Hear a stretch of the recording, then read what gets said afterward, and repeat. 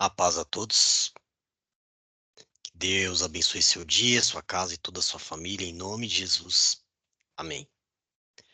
Amados, hoje nas cartas para Deus o título é Frustração, uma máquina de fazer vilão. A palavra do Senhor que me dá base para falar sobre isso está lá no livro de Jeremias, seu capítulo 17, a partir do versículo 5. A palavra do Senhor que vai nos dizer assim: Assim diz o Senhor, maldito o homem que confia no homem e faz da carne o seu braço, e aparta o seu coração do Senhor, porque será como a tamargueira do deserto, e não verá quando vem o bem. Antes morará nos lugares secos do deserto, na terra salgada e inabitável. Bendito o homem que confia no Senhor, e cuja confiança é o Senhor. Só até aqui, amados. Amados, a palavra do Senhor, né, Deus, nos orienta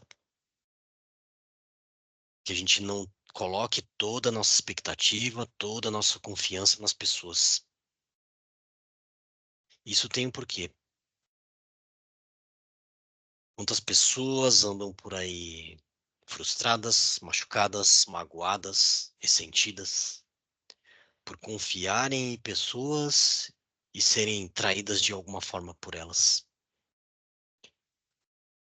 Nós, seres humanos, nós não queremos nos frustrar.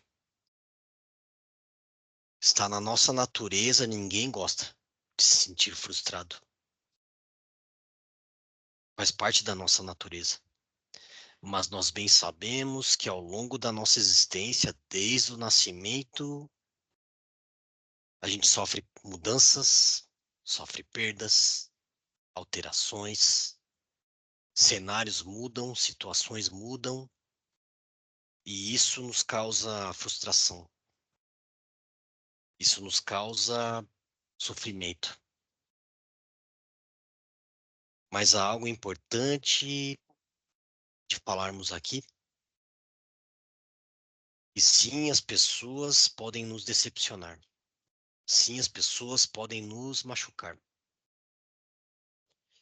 Mas a culpa principal de nós levarmos essa decepção, essa frustração para um nível mais alto e passar dias, meses, anos sofrendo com aquilo, essa responsabilidade é nossa. Essa responsabilidade, ela é toda nossa. Situações de perdas onde perdemos entes queridos, não há muito o que fazer. Nós nos sentimos frustrados por esse tipo de perda. Mas ainda assim, se nós colocarmos no nosso coração que aquelas pessoas que estão partindo, estão indo a um lugar melhor, estão ao lado de Deus. É claro, tem um caminho para isso, mas não é o foco deste vídeo. O foco aqui é verificar e alertar o que nos causa frustração e onde ela pode nos levar. Aqui eu coloquei esse título, que a frustração é uma máquina de fazer vilão. Quantas pessoas partem de fato para algo mais sério quando estão frustradas, abandonam a fé, abandonam a família, se envolvem com alcoolismo, com drogas, se tornam dependentes disso, que é o que essas coisas fazem. Tudo que não está na palavra de Deus, que a gente chama de pecado,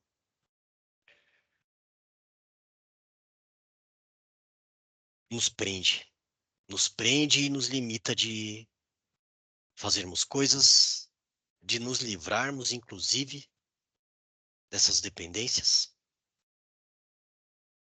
São prisões. Pessoas de fato vão passar a roubar, a tirar o que é dos outros, a mentir, se tornam vilões de fato. E o vilão aqui também, né, tem a ver com pessoas que vão do lado do banditismo, de tirar o que é dos outros, inclusive a vida de outras pessoas para ter o que elas querem, mas vilões de nós mesmos. Nos tornamos vilões de nós mesmos quando deixamos uma frustração falar mais alto do que a nossa razão. Então, quando a palavra de Deus nos diz para não confiarmos no homem, ela está, na verdade, nos alertando para tomarmos cuidado. É impossível a gente não confiar em outras pessoas, não seguir outras pessoas, porque o ser humano é um que vive em grupo. O ser humano não vive sozinho. Ninguém se sustenta vivendo sozinho. Nós dependemos das demais pessoas. Mas essa confiança aqui que a palavra de Deus nos diz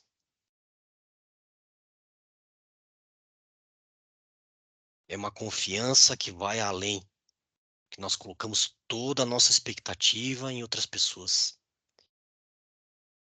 Quando a gente coloca toda a nossa expectativa em cima de uma outra pessoa,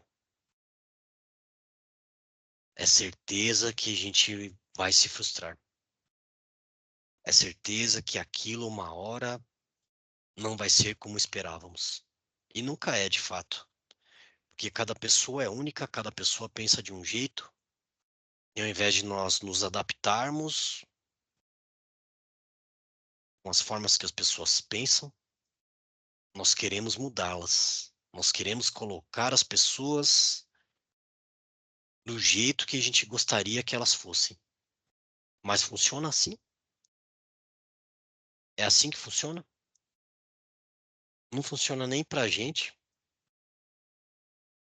A gente querer se moldar a um perfil que a gente acha o ideal não funciona nem pra gente. Então aqui tem uma primeira chave.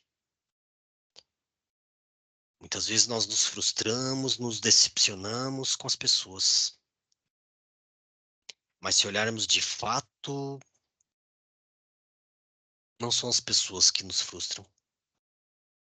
Nós mesmos que nos frustramos. Que o que é, de fato, uma frustração?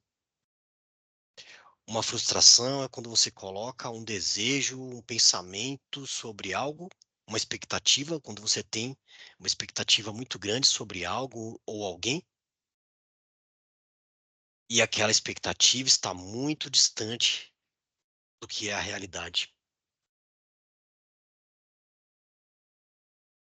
Quando a nossa expectativa está muito distante da realidade, é certeza que a frustração será grande. Quanto maior a distância entre o que a gente pensa, entre o que a gente espera e a realidade, quanto maior essa distância, maior é a nossa frustração. Digamos que você está em um relacionamento e você acha que aquela pessoa gosta de você o tanto que você gosta dela, mas você só acha. Você não tem certeza. Estão no começo ou alguma coisa do tipo, e você cria uma expectativa alta lá em cima. E quando você tenta partir para uma relação mais séria, aquela pessoa diz: "Ah, não estou preparado ainda, acho que não é o momento". Será que você não criou uma expectativa muito acima do que é a realidade? E o problema maior é que coisas assim dão sinais. Situações assim dão sinais. As pessoas nos dão sinais. O ambiente à nossa volta nos dá sinais. Deus nos dá sinais. A sua própria palavra diz quando ele fala: Que tolo do homem que confia no homem, que sim, o homem é um ser que depende, tem uma relação de dependência uns com os outros.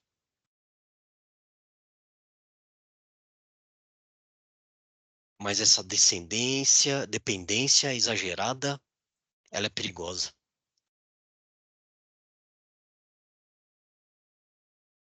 Cada um tem que seguir o seu destino, ainda que os casais sigam juntos, os filhos, os pais, os amigos. A relação de dependência tem que ser, de fato, carinho, afeto, mas quando você coloca toda a sua expectativa, até o seu respirar sobre uma outra pessoa, a todo o seu agir em relação àquilo, e você não fez ainda uma avaliação entre a sua expectativa e a realidade. Você cria algo na sua cabeça e você não sabe se aquilo de fato é verdade. Ou muitas vezes a pessoa tem até receio, né? Muitas vezes a pessoa já pensa ali alguma coisa, já tem alguma desconfiança de que a expectativa dela está acima da realidade, mas não, ela vai investindo, vai investindo. O casal começa a namorar, e ali a pessoa dá sinais, a personalidade dela, que é teimosa, que não ouve, que não respeita, que trata mal. E aí, quando eles passam a ficar juntos de vez, quando se casam, quando se unem, aí começam as reclamações.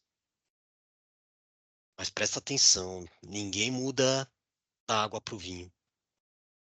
Na verdade, é o que acontece que quando as pessoas passam a morar juntos, quando começam a dividir a escova, que é o que popularmente falamos, aí que nós vamos conhecer de fato as pessoas que estão ao nosso lado. E aí não é que a pessoa mudou. Não é que a pessoa mudou. Ela está sendo ela e você está lá presente por mais tempo. Ou você mesmo, não é que você mudou. É que a pessoa que está ao seu lado agora, ela está ao seu lado por mais tempo. E aí ela começa a ver as virtudes e os defeitos. Mas houveram sinais. Até chegar onde vocês estão, houveram sinais. E aí agora faz o quê? Vai cada um para o seu lado? Não, não. Se cada um vai para o seu lado, isso não é amor, isso é paixão. Que a paixão é passageira, né? Canções falam isso, né? Que canções são.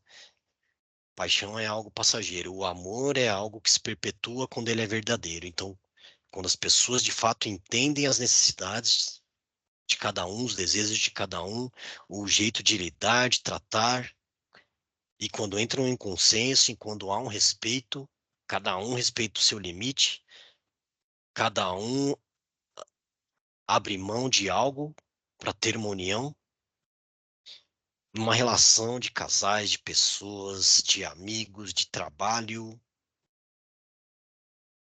não será 100% para um e zero para o outro. Quanto mais as pessoas abrirem mão de tudo que elas querem para ter um consenso, melhor e maior a chance dessa união dar certo. Isso para o trabalho, para a escola, para o relacionamento de casais, pais e filhos, amigos. Isso sim, isso é a gente equilibrar, quando a gente equilibra a nossa expectativa com a realidade, a nossa frustração é menor. E como que a gente faz isso? Como equilibramos a expectativa com a realidade? Conversando, comunicação, entendendo os sinais, muitas vezes mostrando para as pessoas onde elas estão errando e ouvindo também onde nós estamos errando, né? Que já parou para pensar que só o outro está errado? Nós estamos sempre certos? Só o outro está errado. Só outra pessoa que erra, a gente não erra. Já ouviu assim pessoas comentando de relacionamentos? Quem vem comentar sempre está criticando a outra pessoa. Ela nunca está errada. Será mesmo? Será mesmo que só aquele que comenta é o que está certo? Não. Em uma relação não há quem está 100% certo e quem está 100% errado. O que está 100% errado é o convívio dessa relação. A falta de alinhamento entre o que a gente espera, o que temos de expectativa e o que tem de realidade. E a gente só consegue balancear, né? Imagina aquelas balanças antigas, né? De contrapeso. Quem já viu esse tipo de balança, né? Dois pratos e conforme você coloca coisas que têm o mesmo peso, há um equilíbrio. É o que nós temos que fazer. Como se nós estivéssemos na relação com as pessoas, colocando cada um põe um peso de um lado.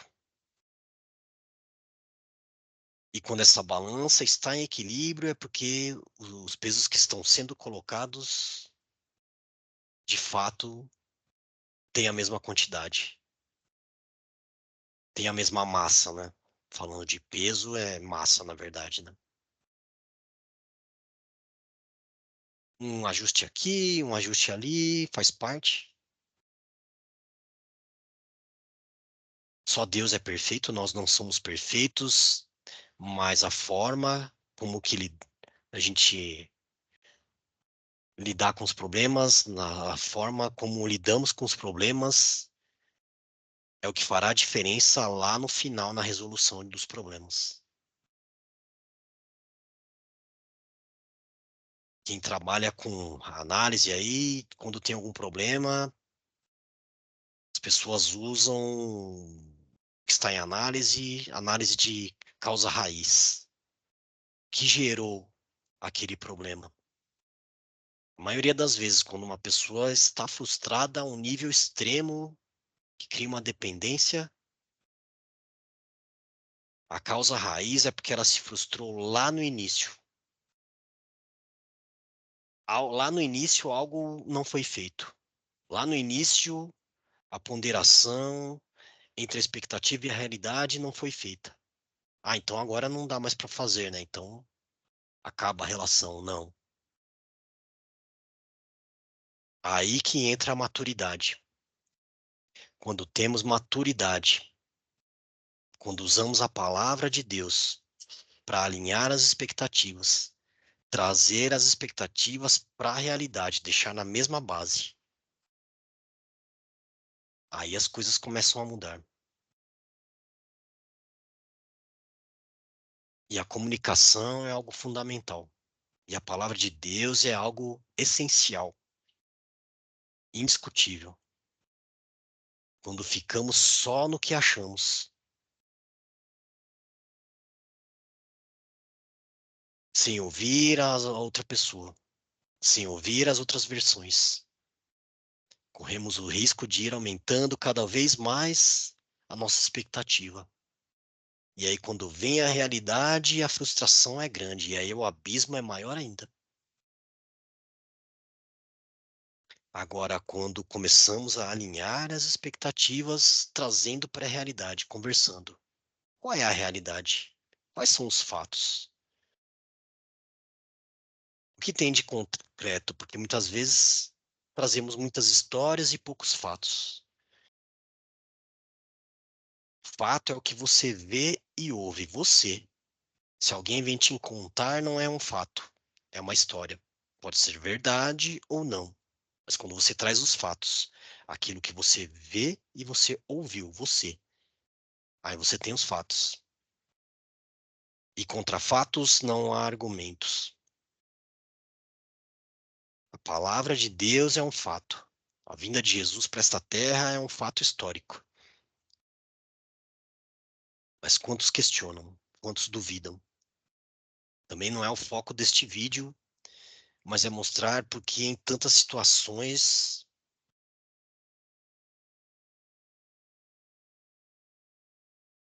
pessoas deixam a frustração tomar conta, e aí se passam de vítimas a vilões. Quando a frustração é grande, quando algo incomoda muito o nosso coração, quando a mágoa toma conta do nosso coração, muitas pessoas de fato viram vilões, porque elas pegam essa mágoa e querem transformar em vingança. O exemplo bíblico mais conhecido que temos é a situação de Saul e de Davi. Quando o rei Saul ia para as batalhas, junto com Davi, que ainda era um soldado, em um determinado retorno das batalhas, as mulheres estavam lá louvando que Saul matou milhares e que Davi matou dezenas de milhares. Aquilo encheu o coração de Saul de mágoa, de inveja. A inveja é outro ponto também que nos causa frustração. Queremos tanto aquilo que está na mão de outra pessoa, que nos sentimos frustrados e aí sim cria-se o desejo de vingança. Saul, ouvindo aqueles louvores, se incomodou, se irritou.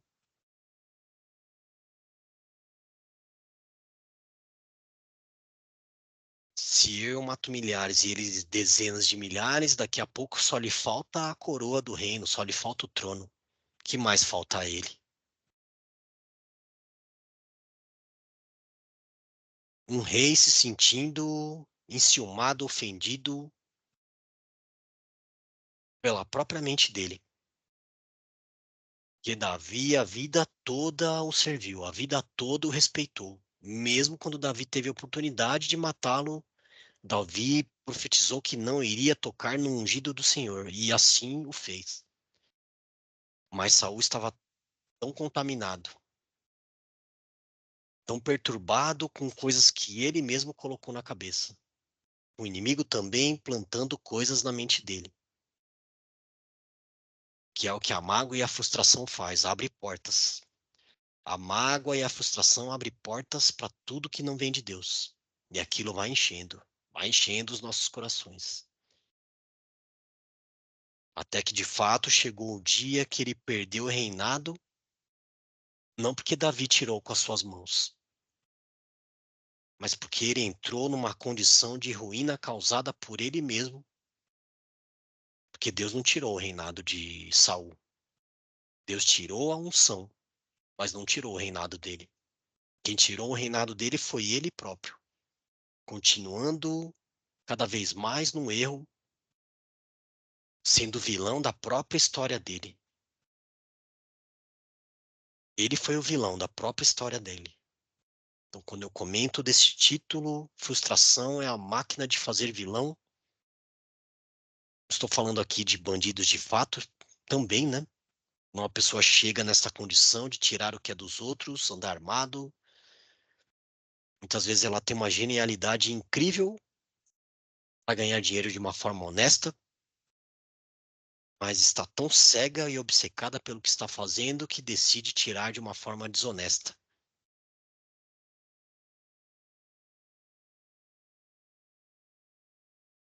É o que aconteceu com o rei Saul.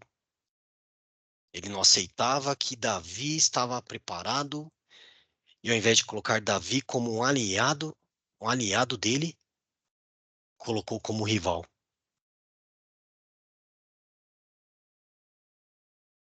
Davi poderia muito bem ter sido um aliado, como ele era. Ele era um aliado de Saul, mas Saul não via assim.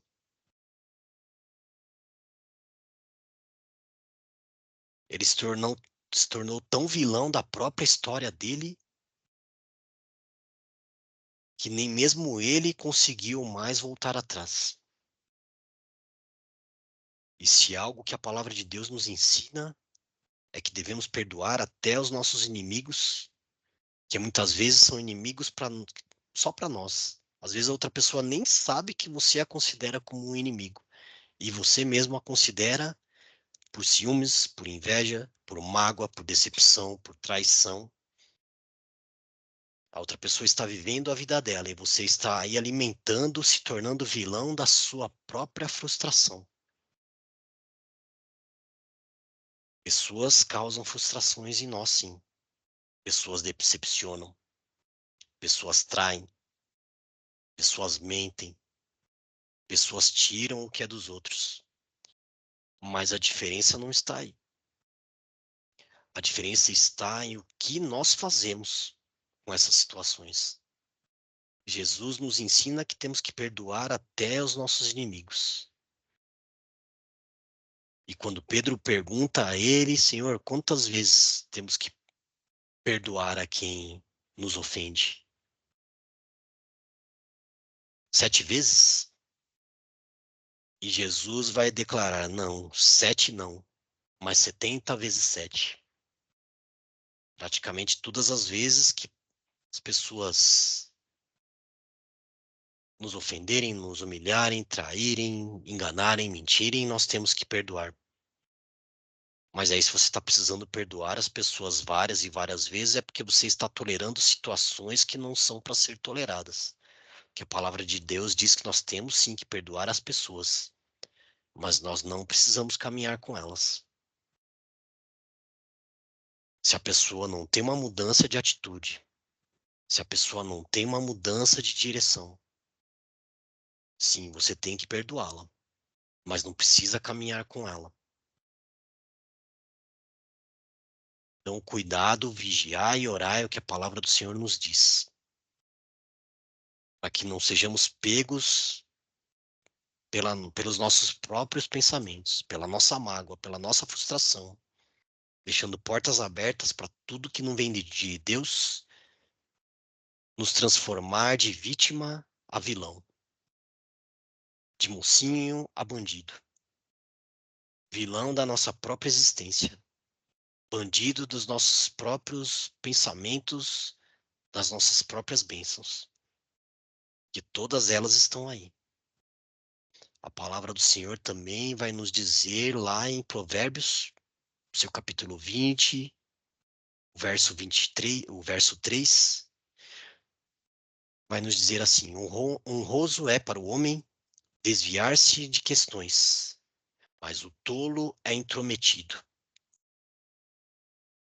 Aqui esta palavra diz de quando nos metemos em algo que não é para nos metermos. Existem muitas situações que causam frustrações na nossa vida, causadas por nós mesmos. Quando a gente quer interferir em algo que não está no nosso alcance, por curiosidade, por de fato querer ajudar, mas muitas vezes pessoas não querem ser ajudadas.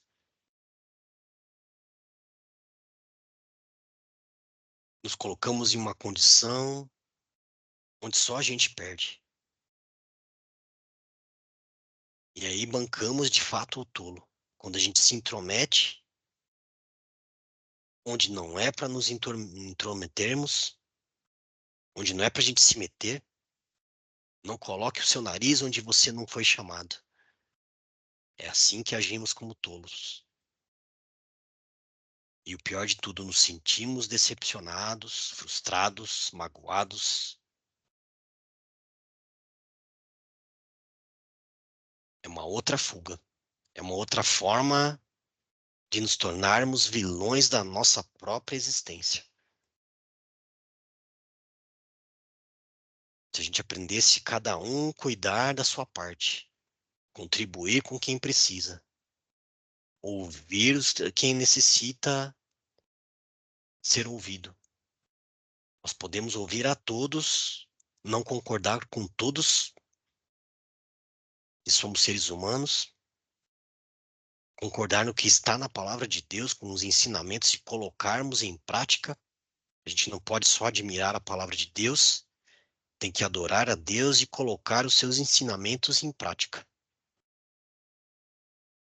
Para não bancarmos o tolo diante de situações que não é para a gente se intrometer.